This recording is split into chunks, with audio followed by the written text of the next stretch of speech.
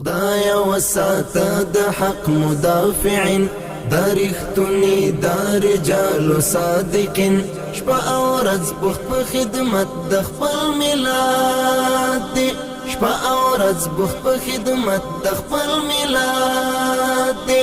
تقوا دار اسلام پال مجاهدین تقوا دار اسلام پال مجاهدین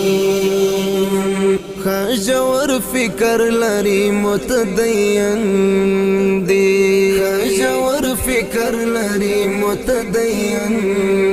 دی ګران هیواد ته غواړي پاک شرعي آئین ګران هیواد ته غواړي پاک شرعي آئین خدایا وساته د حق مدافعین دا رښتونی دا رجال صادقین شپه او ورځ بوخت په خدمت د خپل ملت دی شپه او ورځ بوخت په خدمت د خپل ملت دی